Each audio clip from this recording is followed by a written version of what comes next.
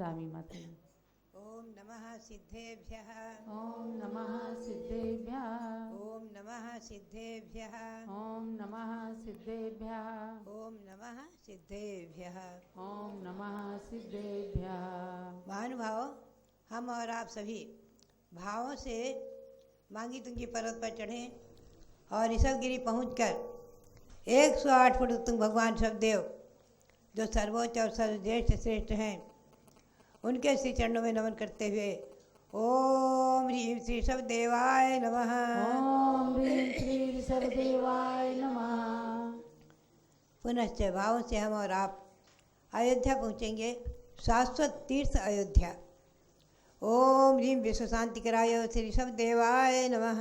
ओम ह्रीं विश्व शांतिकराय श्री ऋषभदेवाय नमः। ओम ह्रीं शांतिनाथ श्री शांतिनाथ कुंथनाथ हरेनाथ तीर्थंकरेभ्यो नमः।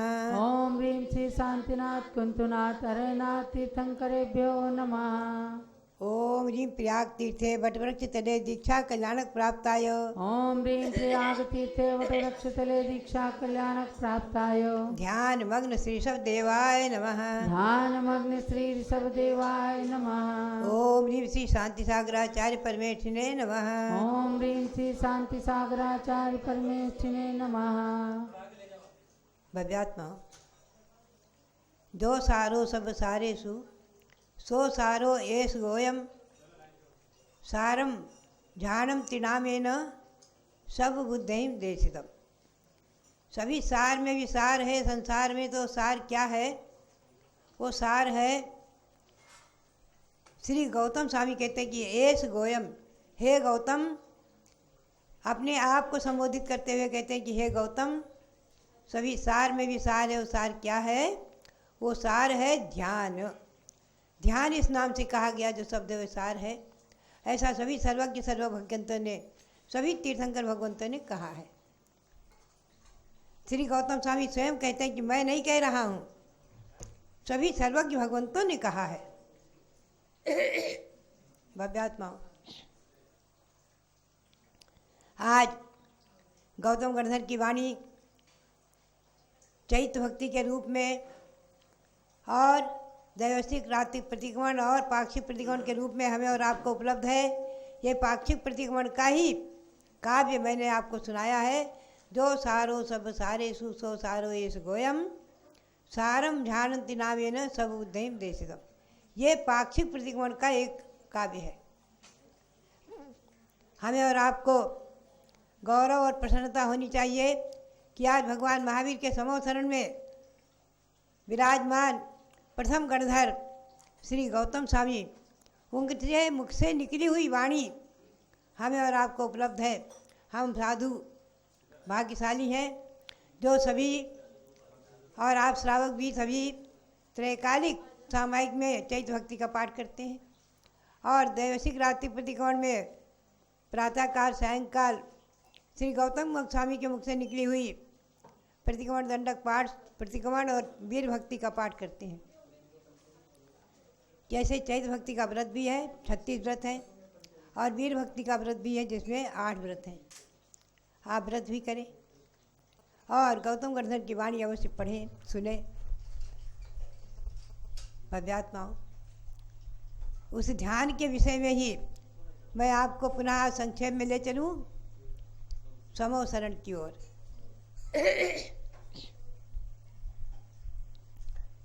आप और हम क्षण भर के लिए, कुछ क्षण के लिए, अथवा यूँ समझे 10 मिनट के लिए सभी प्रकार के आरंभ और परिग्रह का मन से त्याग करके केवल 10 मिनट के लिए त्याग करें और पद्मासन मुद्रा में बैठें अथवा अर्ध पद्मासन, बायां पैर नीचे दाहिना ऊपर और बाईं हथेली के ऊपर दाईं हथेली, ऐसी आप योग मुद्रा में बैठें। ये योग मुद्रा कहलाती है। इस योग मुद्रा में हम और आप ध्यान करें और चिंतन करें कि आज से 2576 वर्ष पूर्व भगवान महावीर स्वामी को दिव्य केवल ज्ञान हुआ। द्रंबिका नदी के किनारे, द्रंबिका गांव में जो आज तीर्थ बन गया है, जमुई नाम से प्रसिद्ध।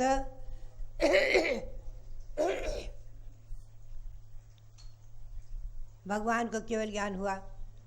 केवल ज्ञान होते ही, ये नियम है, सृष्टि का अनादि नियम है कि केवल ज्ञान होते ही तीर्थंकर भगवान पृथ्वी तल से 5000 धनुष यानी 20,000 हाथ, एक धनुष में 4 हाथ माने हैं, 20,000 हाथ ऊपर आकाश में अधर अर्ध निमिष मात्र में, अर्ध सेकंड में पहुंच जाते हैं।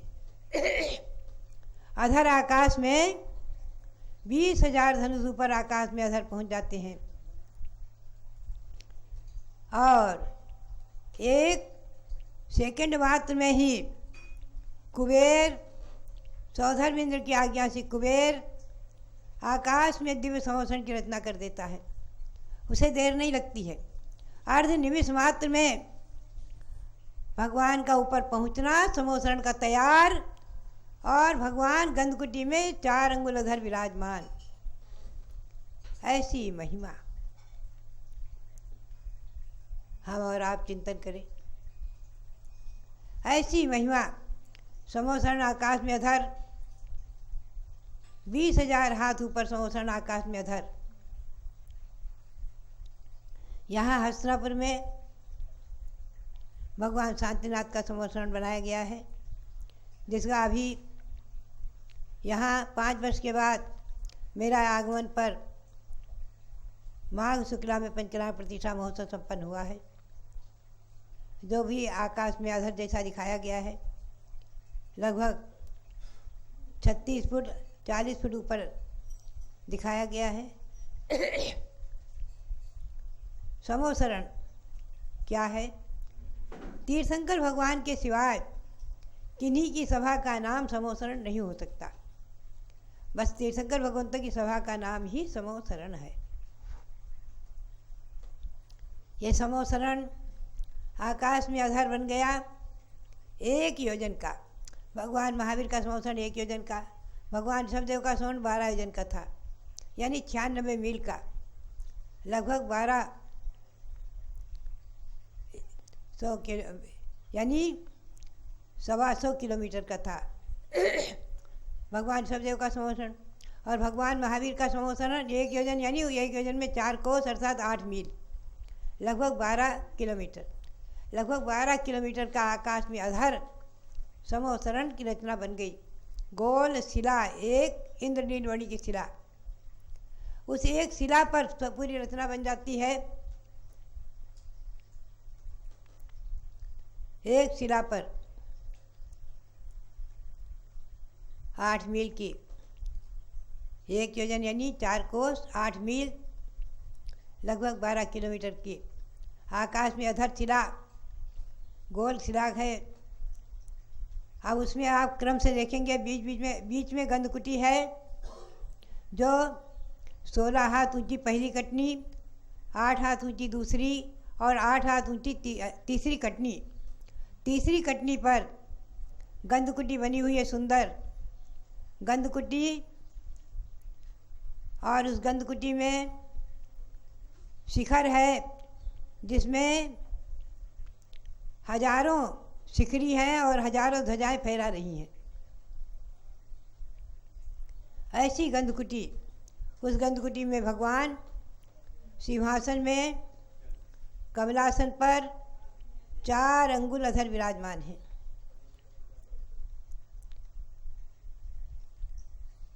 आप भगवान को बीचों बीच में देखें कि इस लगभग 12 किलोमीटर की शिला पर बीचों बीच में गंधकुटी में भगवान विराजमान हैं।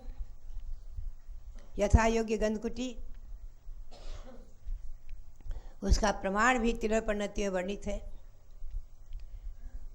अब आप देखेंगे, प्रारंभ में चलें कि धरती से अधर स्पर्श न करते हुए 20,000 सीढ़ी हैं, क्योंकि 20,000 हाथ की ऊंचाई पर यह संवत्सरण बना है।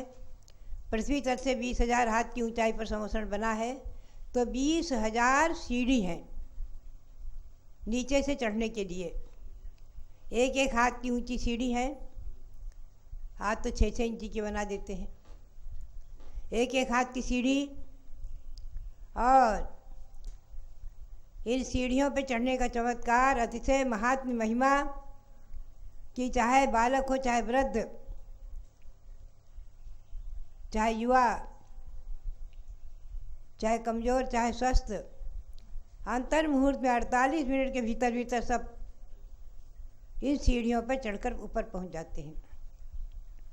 ऊपर पहुंचते ही चारों दिशाओं में 4 मानस स्तंभ हैं।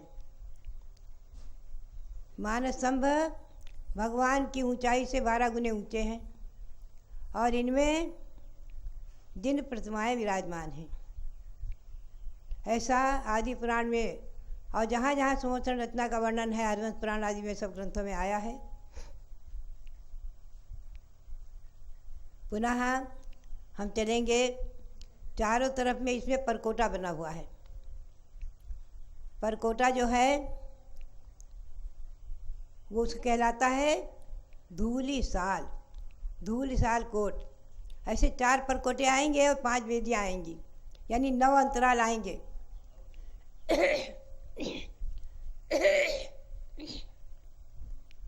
ये परकोटा भगवान की ऊंचाई से 4 गुना ऊंचा है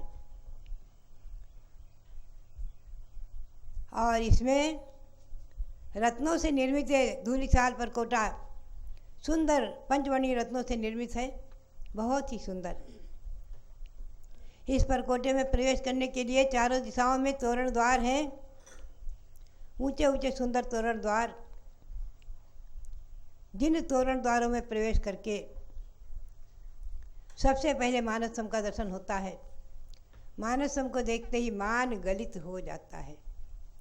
कैसे भी अभिमानी घमंडी क्यों न हो, शास्त्र में वर्णन आया है कि इंद्रभूति गणधर इंद्रभूति गौतम इनका गोत्र था, इंद्रभूति नाम था। ये द्विज ये कहते थे, बहुत ही वेद वेदांत के पारंगत, कहते थे कि त्रिशलानंदन सिद्धार्थ का पुत्र महावीर आकाश में इंद्रजालिया का खेल दिखा रहा है। ऐसी हंसी करते थे, विडंबना करते थे।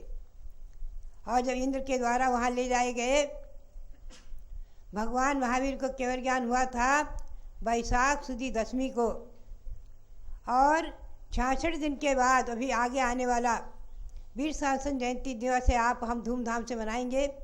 धूमधाम से मतलब अपने अपने घर में पूजा करके, अपने अपने मंदिरों में पूजा करके मनाएंगे। बाकी और कोई जुलूस यात्रा आदि इस वर्ष नहीं हो सकता। तो श्रावण कृष्णा एकम को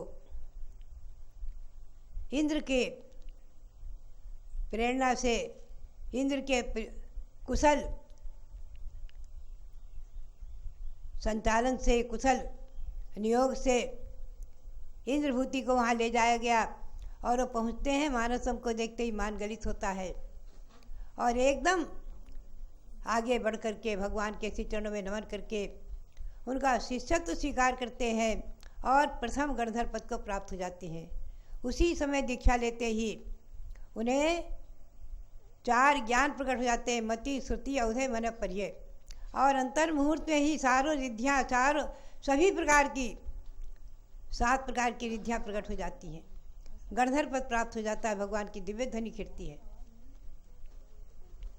तो मैं आपसे बता रही हूँ कि पहला परकोटा धूलिसाल, फिर आएगी पहली भूमि, उसका नाम है चैत्य प्रासाद भूमि।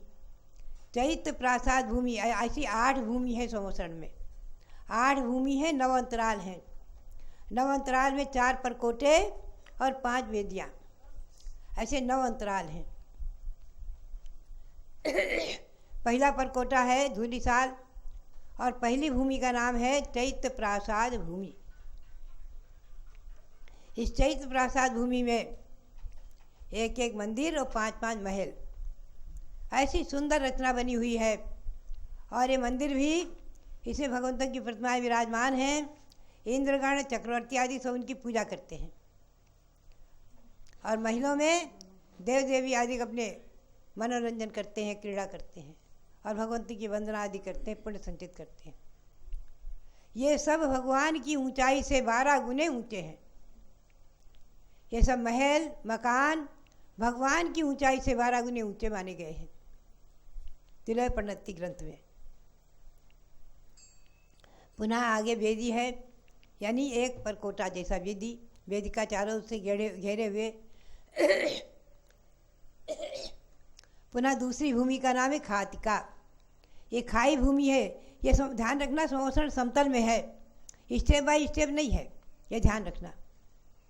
स्टेप बाय स्टेप नया कैसे क्यों बन गया, किसने बनवा दिया, जो भी हो, हमें तो प्राचीन समोसण की ओर चलना है। सबसे प्राचीन समोसण हमने देखा अजमेर में सरसेठ भागचंद के मंदिर में, शहर में समोसण सुंदर बना। वहाँ ऐसा ही समतल बना हुआ है और इसके हमने कई जगह से फोटो मंगवाए थे उस समय। चांदखेड़ी में और दक्षिण में 1-2 जगह और सुजानगढ़ में कई जगह ऐसे समोसण समतल पर हैं।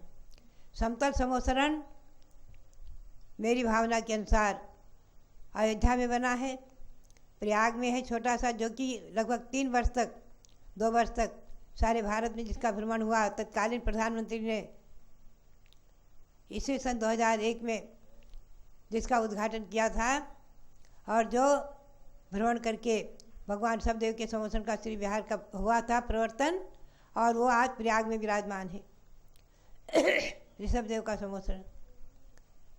तीसरा समोसण यहाँ हस्तिनापुर में भगवान शांतिनाथ का निर्मित है।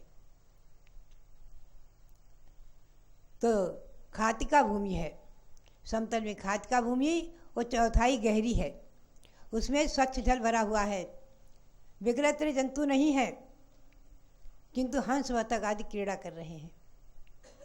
सब देवोपनीत दिव्य कमल खिले हुए हैं। और इस बावड़ी में बावड़ी के जल में स्नान करने से, उसमें देखने से प्रत्येक व्यक्ति को अपने 7 भाव दिख जाते हैं, 3 पिछले 3 अगले। ये महिमा समोसरण की। पुनः वेदी है। पुनः तीसरी भूमि का नाम है लता भूमि। इसमें संसार में, विश्व में, तीनों लोकों में कोई ऐसे पुष्प नहीं है जो पुष्प वहाँ पर नहीं हो। उस लता भूमि में सभी प्रकार के पुष्प खिले हुए हैं और सब सुगंधी लिए हुए हैं। लिखा है कि इन पुष्पों को ले करके चक्रवर्ती आदि महापुरुष जा करके भगवंतों की पूजा करते हैं। पुनश्च दूसरा परकोटा है, स्वर्णिम निर्मित सुंदर स्वर्णिम परकोटा है। इस परकोटे के बाद आती है उपवन भूमि। उपवन भूमि में दिशाओं के क्रम से वृक्ष हैं। अशोक वृक्ष, सप्तच्छद वृक्ष दक्षिण में, पश्चिम में चंपक वृक्ष और उत्तर में आम के वृक्ष। बड़े ऊंचे ऊंचे वृक्ष, भगवान की ऊंचाई से 12 गुने ऊंचे वृक्ष हैं। भगवान की ऊंचाई से 12 गुने ऊंचे वृक्ष हैं और सब पृथ्वी का एक रत्नमयी कुबेर द्वारा निर्मित, किंतु हवा की झकोरे से पत्ते हिल रहे हैं, फूल उसमें लगे हुए हैं, फल लगे हुए हैं, बहुत सुंदर दिखते हैं। सच्चे वृक्ष के समान बहुत सुंदर ही फल और फूल से लदे हुए वृक्ष अशोक, सप्तच्छद, चंपक और आम्र। इनमें एक एक चैत्य वृक्ष है बीचों बीच में। ये उन चैत्य वृक्ष में तृतीय कटनी पर 3 कटनी हैं। तृतीय कटनी पर भगवंतों की 4 प्रतिमाएं विराजमान हैं, 4 दिशा में एक एक, ऐसी 16 प्रतिमाएं विराजमान हैं। उनके आगे मानस्तंभ भी हैं आदि, उनमें भी प्रतिमाएं हैं। यहाँ तक मैं आज आपको ले चल रही हूँ। आगे कल आपको आगे की 4 भूमि में कल ले चलूँगी। यहाँ तक आप ध्यान करें। आगे और 4 भूमि है जिनके मैं नाम बता दूँ। 5वीं भूमि है ध्वजा भूमि, छठी भूमि है कल्पवृक्ष भूमि, उसमें भी चारों दिशाओं में 4-4 प्रतिमाएं हैं सिद्धार्थ वृक्ष में। 5वीं भूमि ध्वजा भूमि, फिर कल्पवृक्ष भूमि, फिर भवन भूमि, फिर श्रीमंडप भूमि 8वीं भूमि, जिसमें 12 सभाएं हैं। जिन सभाओं में बैठ कर के भाव्यगण प्रवचन सुनते हैं, भगवान का दिव्य ध्वनि का उपदेश सुनते हैं। इनका वर्णन विस्तार रूप से मैं कल दे चलूँगी आपको। आप सब ध्यान रखें, इस समोसरण का ध्यान करेंगे हम और आप। 8 भूमि से समन्वित समोसरण भगवान का, महावीर स्वामी का समोसरण, और यहाँ विराजमान भगवान शांतिनाथ का समोसरण। उसमें विराजमान भगवंतों को नमन करते हुए, तीर्थंकर भगवंतों को परोक्ष में उनकी वंदना करते हुए, नमन करते हुए हम और आप आँख खोलकर अपनी हाथ की हथेली को फैलाएं, हाथ में सिद्ध शिला बनाएं। अपने आप 2 रेखाएं मिलती हैं, सिद्ध शिला बन जाती है। उसको देखकर सिद्धों को नमन करें और पुनः मुखलित हाथ जोड़ करके 3 आवर्त करें। बाएं से दाएं की ओर घुमाना आवर्त, 3 आवर्त करके, और इस पर अंजलि पर मस्तक को रखकर नमन करें, भगवान को नमस्कार करें। समोसरण में निश्चित भगवान को विराजमान को नमस्कार करें। यहाँ 13 दिव्य विराजमान भगवंतों को 2127 प्रतिमाओं को नमन करें। अपने अपने मंदिर में विराजमान जो भगवान है उनको आप मन से उनका अवलोकन करते हुए उनको नमन करें और आँख खोल करके भावना भाएं कि हे भगवान ऐसे समोसरण का साक्षात मुझे दर्शन प्राप्त हो। इसी भावना के साथ आप सबके लिए बहुत बहुत मंगल आशीर्वाद। ये वैश्विक महामारी हमारे और आपके ध्यान के प्रभाव से हमारे और आपके स्थान पर प्रवेश न करे, नहीं करेगी, घरों में आसपास में प्रवेश नहीं करेगी, और बहुत दूर दूर तक इसकी किरणें फैलेंगी और वहाँ वहाँ तक वैश्विक महामारी भागती चली जाएगी, दूर होती चली जाएगी।